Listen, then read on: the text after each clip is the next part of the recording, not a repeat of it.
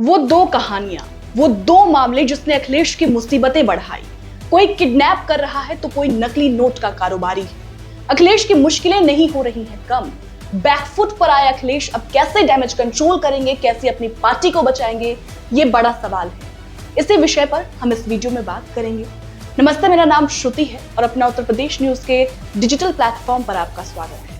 लोकसभा चुनाव में जीतने के बाद अखिलेश इतने ज्यादा उत्साहित थे कि ये तक भूल गए कि अपने नेताओं पर भी ध्यान देना है। सपा ने ऐसी कई करतूतें की जिससे अखिलेश को नुकसान होना है, लेकिन मुख्य दो घटनाओं में पार्टी नेताओं का नाम सामने आने के बाद अखिलेश यादव बैकफुट पर नजर आ रहे हैं। ना गेंदबाजी ही कर पा रहे हैं, ना बैटिंग कर पा रहे हैं और ना ही सही तरीके से फील्डिंग। ये समझ ही नहीं पा रहे हैं कि अब क्या किया जाए। इसमें तो जाति का एंगल भी अखिलेश यादव नहीं निकाल पा रहे हैं भाई। तो बस सोच में पड़ गए हैं कि एक मौका मिले और सपा के खिलाफ जो माहौल बना हुआ है वो कैसे भी करके शांत हो जाए, लेकिन ऐसा होना अब संभव नहीं लग रहा है। जी हाँ, जहां एक और मुख्यमंत्री योगी आदित्यनाथ ने खुद उपचुनाव की कमान संभाली हुई है, तो वहीं अखिलेश यादव भी समीकरण सेट करने में पूरे तरीके से जुटे हुए हैं। हालांकि योगी सरकार को तमाम मुद्दों पर घेरने वाले समाजवादी पार्टी अपने नेताओं की वजह से लाखों सवालों का सामना कर रही है। पहली कहानी है अयोध्या फैजाबाद सीट से पार्टी के सांसद अवधेश प्रसाद के बेटे अजीत प्रसाद की, जो कि मिल्कीपुर विधानसभा सीट से समाजवादी पार्टी की तरफ से प्रत्याशी हैं। उन पर अपहरण, मारपीट और धमकी का मामला दर्ज हुआ है। तो वहीं दूसरी तस्वीर है कुशीनगर की, जहां समाजवादी पार्टी से जुड़े नेताओं को 5 लाख से अधिक नकली नोटों के साथ पुलिस ने गिरफ्तार किया है। पुलिस ने जाली नोटों का कारोबार करने वाले गिरोह के मास्टरमाइंड मोहम्मद रफीक अहमद, जो कि समाजवादी पार्टी के लोहिया वाहिनी का राष्ट्र सचिव है, और साथ ही 10 लोगों को गिरफ्तार किया है। यही वजह है कि समाजवादी पार्टी पर सत्ता पक्ष भी लगातार हमलावर है, और होना भी लाजमी है, क्योंकि सपा की सच्चाई, करतूत, सब कुछ पर्दे के सामने दिख रहा है। ऐसी खबरों को देखकर बड़ा सवाल तो यही उठता है कि सभी मामलों में सपा नेताओं के ही नाम क्यों आ रहे हैं सामने। चाहे वो अयोध्या रेप कांड हो, उसमें सपा नेता मोहित खान का नाम आता है। कन्नौज रेप कांड हो, उसमें सपा नेता नवाब सिंह यादव का नाम आता है। मऊ रेप कांड में सपा नेता का नाम आता है। सपा नेता के घर से लड़की का शव मिलता है। नकली नोट के मामले में भी सपा नेता फंसते हैं। मारपीट, किडनैपिंग के मामले में भी सपा नेता का नाम सामने आता है। आखिर हर तरह के अपराध में सपा नेता का नाम क्यों आ रहा है? बीजेपी तो कह रही है भाई कि दुर्भाग्य है, ऐसे लोग धरती पर देश के दुश्मन हैं, ऐसे लोगों की तो जमानत भी नहीं होनी चाहिए।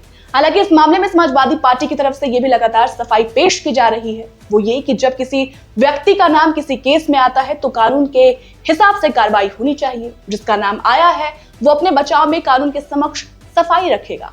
लेकिन भाई सफाई कहां से रखेंगे ये, जब सबूत पुलिस के पास है, सीसीटीवी पुलिस के पास है, पीड़ित बच्चियों के बयान पुलिस के पास है, तो आखिर समाजवादी पार्टी सफाई कैसे दे पाएगी पुलिस के सामने?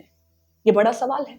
और देखिए, समाजवादी पार्टी के लिए मुसीबत इसलिए भी सबसे ज्यादा बढ़ी हुई है क्योंकि कुछ ही दिनों में अयोध्या की मिल्कीपुर सीट पर उपचुनाव होने हैं। इस सीट पर सपा सांसद अवधेश प्रसाद के बेटे अजीत प्रसाद को उम्मीदवार बनाया गया है। और अजीत प्रसाद की जहां तक बात करें तो अजीत प्रसाद पर अपहरण का मामला दर्ज होने के बाद से लगातार उनके पिता, जो अवधेश प्रसाद हैं, जो सपा सांसद हैं, वो अपने बेटे को निर्दोष बता रहे हैं और बीजेपी पर बदले की राजनीति करने का आरोप लगा रहे हैं। लेकिन पुलिस का बयान हमने आपको कल भी सुनाया था, आपने देखा होगा हमारा वीडियो।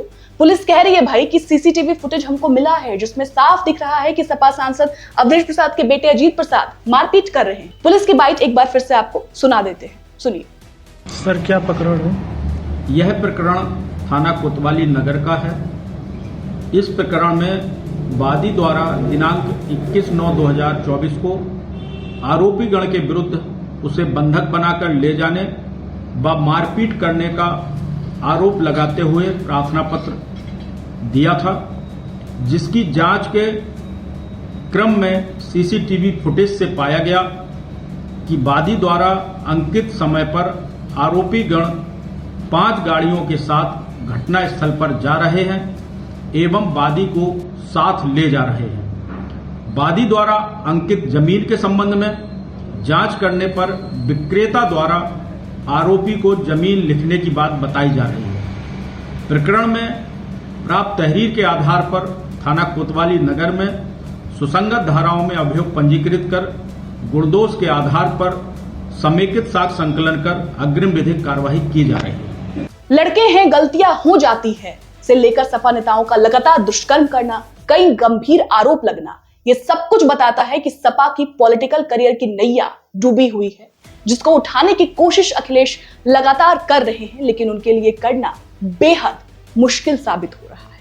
फिलहाल इस पूरी रिपोर्ट पर आपकी क्या राय है, हमें कमेंट कर जरूर बताएं। बहुत बहुत शुक्रिया।